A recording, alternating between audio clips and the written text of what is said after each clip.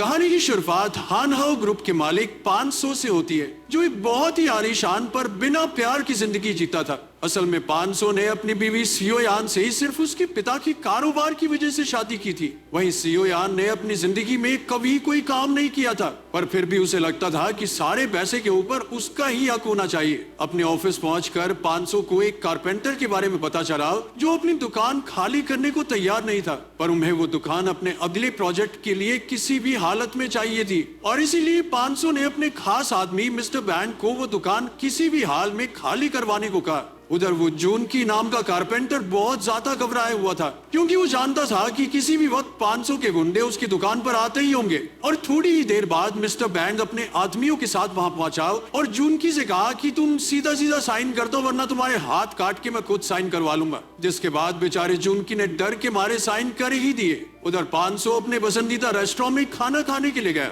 जहाँ ठीक उसके बगल में डोंग ह्यून नाम का एक लड़का भी खाना खा रहा था। पर जैसे ही डोंग ह्यून पैसे देने के लिए आगे बढ़ा तो उसे याद आया कि वो तो अपना पर्स घर पर ही भूल आया है। पर उस रेस्टोरेंट के मालिक ने डोंग ह्यून पर गुस्सा करने की बजाय उसे बताया कि आज उसका खाने का बिल 500 दे देगा। ये बात सुनकर 500 को थोड़ा अजीब तो लगा, पर उसने फिर भी लड़की का बिल भर दिया। जिसके बाद उस औरत ने 500 को वादा किया कि बहुत ही जल्द उसे अपने इस अच्छे काम का तोहफा मिलेगा। थोड़ी ही देर बाद डोंग ह्यून एक इमारत के कोने पर चढ़कर एक जूते को निकालने की कोशिश में लगा हुआ था, और जैसे ही वो उस जूते के पास पहुंचा तो अचानक से उसका पैर फिसल गया और वो सीधा नीचे खड़े 500 के ऊपर आकर गिर गया। कुछ देर बाद जब 500 की आंख खुली तो एक नर्स ने उसे बच्चा कहकर बुलाया, जो 500 के लिए काफी अजीब था। और जैसे ही वो अपने कमरे से बाहर निकला तो उसकी नजर दूसरे बिस्तर पर पड़े अपने शरीर पर पड़ी, जिसे देखकर वो हैरान हो गया। पर इससे पहले कि वो कुछ समझ पाता, कारपेंटर जूनकी ने उसे अपना बेटा बताते हुए गले लगा लिया। 500 को कुछ भी समझ नहीं आ रहा था, और जैसे ही उसने अपने आप को शीशे में देखा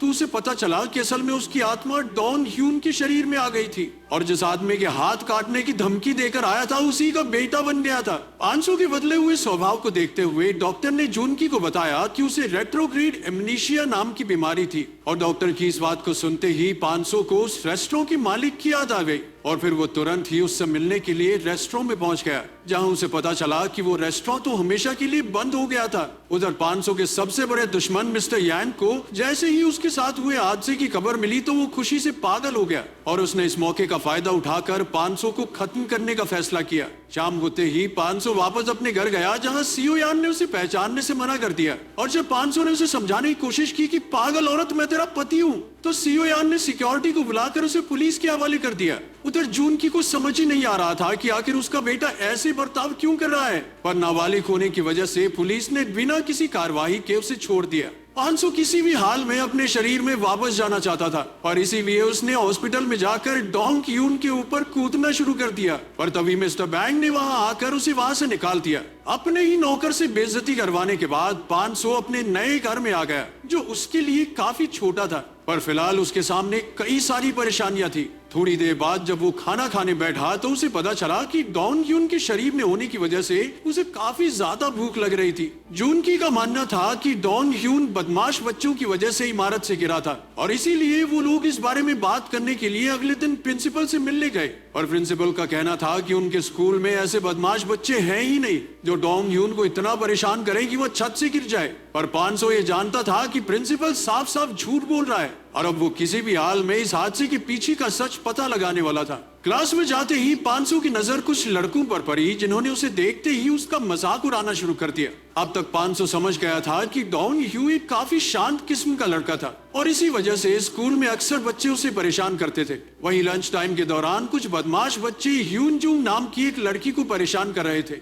ये देखते ही 500 ने उन बच्चों को रोकने की कोशिश की, जिसके चलते उन बदमाश बच्चों के लीडर टाई वूक ने 500 से ही बहस करना शुरू कर दिया। पर बात आगे बढ़ने से पहले ही उनकी क्लास टीचर वहां आ गई, जिस वजह से टाई वूक को पीछे हटना पड़ा। और स्कूल की छुट्टी के बाद टाई वूक और उसके साथियों ने एक बार फिर 500 से लड़ने की कोशिश की, पर इस बार 500 ने उन सभी को थप्पड़ मार मार के साइड कर दिया। उसी दिन टाई वूक और उसके साथी बाथरूम में एक और बच्चे को परेशान कर रहे थे कि तभी 500 वहां आ गया, और उसे अपने सामने देखकर टाई वूक और उसके साथी इतना ज्यादा डर गए कि 500 एक दिन के लिए टाई वूक का फोन ही अपने साथ ले गया। घर पहुंचकर 500 की नजर उस फोन की एक वीडियो पर पड़ी, जिसमें टाई वूक और उसके साथियों ने डोंग ह्यू को हराकर दीवार पर चढ़ने को कहा, जहां से वो सीधा 500 के ऊपर गिरा। अगली सुबह टाइवुक का लीडर उसे अपना फोन 500 को देने के लिए पीट ही रहा था कि तभी 500 ने वहां पहुंचकर उस लीडर को बड़े ही प्यार से याद इसे किसी को ना परेशान करने को कहा। 500 के पास उसकी वीडियो थी, जिस वजह से उस लीडर को चुपचाप उसकी बात माननी भी पड़ी।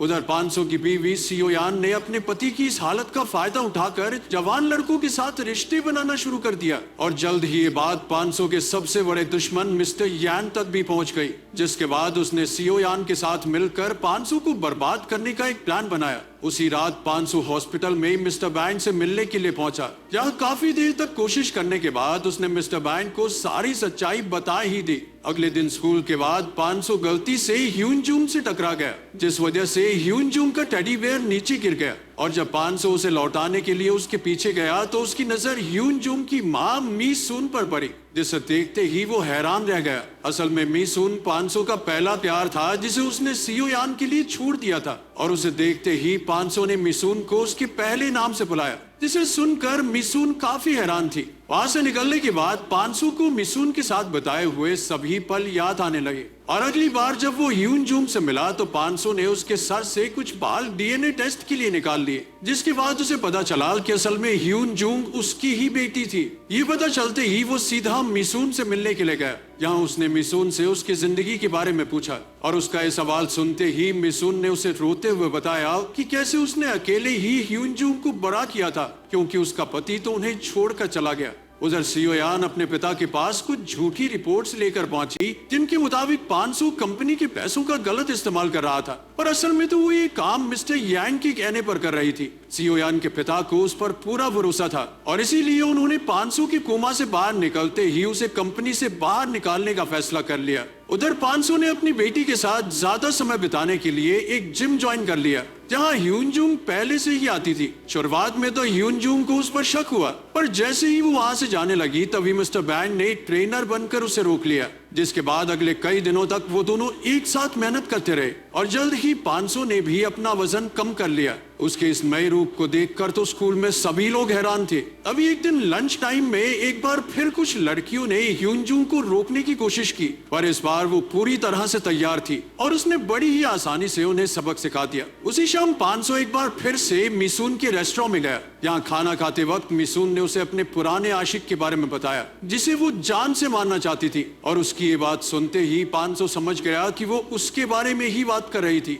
उधर मिसून एक कस्टमर को खाना दे ही रही थी कि तभी उस कस्टमर ने उसके साथ बदतमीजी करनी शुरू कर दी, जिसे देखकर 500 को बहुत ज्यादा गुस्सा आया और उसने मिसून को अंदर भेजकर कस्टमर को पीटना शुरू कर दिया। उसके इस बर्ताव को देखकर मिसून को कुछ समझ नहीं आ रहा था, जिसके बाद आखिरकार 500 ने उसे पूरी बात समझाई। मिसून को पहले तो उसकी बात पर विश्वास ही नहीं हुआ, पर फिर कई सारे सवालों के बाद उसे यकीन हो गया कि 500 एकदम सच बोल रहा है और उसकी सच्चाई का पता चलते ही मिसून ने उसे ठीक वैसे ही वहां से चले जाने को कहा जैसे वो कई साल पहले गया था। अगले दिन स्कूल में मिनहो नाम के एक लड़के ने ह्यून जूंग को अपनी बर्थडे पार्टी में बुलाया, जिसके लिए ह्यून जूंग तैयार भी हो गई और उसे मिनहो के असली इरादों के बारे में नहीं पता था। उधर 500 एक बार फिर मिसून से मिलने के लिए गया, जहां मिसून ने उसे बताया कि वो उसके साथ कोई नाता नहीं रखना चाहती, पर 500 इतनी जल्दी हार मानने वाला नहीं था और उसने एक बार फिर से मिसून के दिल को जीतने की कोशिश की, जिसे देखकर वहां बैठे सभी लोग हैरान थे। पर तभी मिसून उसे थप्पड़ मारकर वहां से निकल गए, लेकिन 500 अभी भी उसके पीछे था। पर तभी उसे अपने एक दोस्त का फोन आया, जिसने उसे बताया कि मिनहो और उसके साथी पार्टी में ह्यून जूंग की बेइज्जती करने वाले हैं। ये जानकारी मिलते ही 500 तुरंत ही पार्टी में पहुंच गया, जहां मिनहो और उसके साथी सबके सामने ह्यून जूंग की बेइज्जती करने के लिए उसके सर पर शराब गिरा रहे थे। अपनी बेटी की यह हालत देखते ही 500 गुस्से से आप बबूला हो गया और उसने अकेले ही मिनहो और उसके साथियों को पीटना शुरू कर दिया। 500 के इस रूप को देखकर सभी लोग काफी हैरान थे।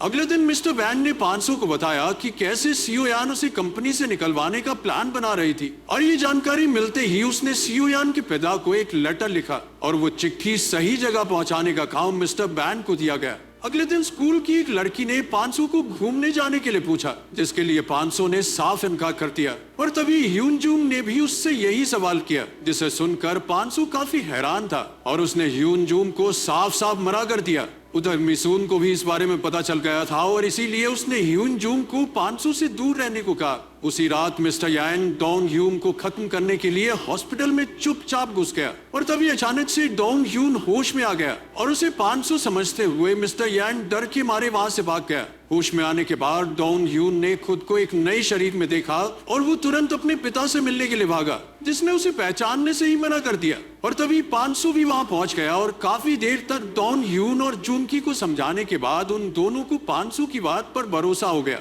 जिसके बाद 500 ने सबसे पहले चीजें सुधारने के लिए डोंग ह्यून की मदद मांगी। जिसके बाद वो दोनों ही मिसून से मिलने के लिए पहुंचे, जहां उन्होंने मिसून को झूठ बोला कि वो दोनों वापस अपने अपने शरीर में आ चुके हैं। अभी डोंग ह्यून मिसून से माफी मांग ही रहा था कि तभी मिस्टर यांग अपने आदमियों के साथ वहां पहुंच गया और अपने सामने इतने सारे आदमियों को देखकर डोंग ह्यून तुरंत ही रोने लग गया। जिसके बाद 500 ने वहां आकर उन दोनों को अंदर भेज दिया और मिस्टर यांग का सामना करने के लिए तैयार हो गया। लेकिन इस बार मिस्टर यांग पूरी तैयारी के साथ वहां आया था और इसलिए 500 के लिए अकेले उन लोगों का सामना करना काफी मुश्किल था। पर तभी मिसून ने उन सभी को डराने के लिए रेस्टोरेंट में आग लगाने की धमकी दी, जिसे सुनते ही मिस्टर यांग और उसके आदमी वहां से भाग गए। अब मिसून समझ गई थी कि वो दोनों झूठ बोल रहे थे और उसने फिर भी डोंग ह्यून को 500 समझकर अपने दिल की सारी बातें बताई कि कैसे उसे अकेले बिना किसी और की मदद के ह्यून जूंग को बड़ा करना पड़ा और आखिर उसने किन किन परेशानियों का सामना नहीं किया। वहीं दूसरी ओर सियोयान के पिता हान को उसके प्लान और अवैध संबंधों के बारे में पता चल गया था और इसलिए उसने सियोयान को अपनी जायदाद से बेदखल कर दिया। साथ ही उसने 500 को जल्द से जल्द मिलने के लिए बुलाया और 500 खुद मिस्टर हान के सामने नहीं जा सकता था और इसीलिए उसने डोंग ह्यून के कान में एक चिप लगाकर उसे मिस्टर हान से मिलने के लिए भेजा और डोंग ह्यून के कान में लगी उस चिप ने थोड़ी ही देर तक ठीक काम किया। और जब मिस्टर हान ने 500 से उसके परिवार के बारे में पूछा तो डोंग ह्यून के पास कोई जवाब नहीं था और इसीलिए उसने अपने आप ही जवाब देने शुरू कर दिए, जिसके बाद वो अब अपने परिवार को ज्यादा समय देना चाहता था और इसलिए उसने खुद को हानहू ग्रुप से निकालने का फैसला किया। इधर मिस्टर हान ने भी 500 के फैसले की इज्जत करते हुए उसे जाने की इजाजत दे दी। घर से बाहर निकलते ही 500 ने डोंग ह्यून को गले लगा लिया, पर तभी गुस्से से भरी सियोयान ने उन दोनों को अपनी गाड़ी से टक्कर मार दी, जिसमें 500 को काफी गंभीर चोटें आई। और जब वो बिस्तर पर लेटा हुआ था तभी अचानक से डोंग ह्यून भी बेहोश हो गया, जिसके थोड़ी देर बाद 500 को ऑपरेशन के लिए ले जाया गया, जहां उसकी मुलाकात एक बार फिर से उसी औरत से हुई जिसने उन दोनों के शरीर में अदला बदली की थी। 6 महीने बाद जब डोंग ह्यून अपने स्कूल पहुंचा तो सभी लोग उसकी काफी ज्यादा इज्जत करते थे और अब तो वो और ह्यून जून एक दूसरे को डेट भी कर सकते थे। और उधर 500 ने मिसून के लिए एक बड़ा रेस्टोरेंट खोल दिया था, जहां वो, जूनकी और मिस्टर बैंग एक साथ मिलकर मिसून के साथ काम करते थे। अगर वीडियो पसंद आई तो लाइक कर देना, चैनल को सब्सक्राइब कर देना। मिलते हैं अगली वीडियो में।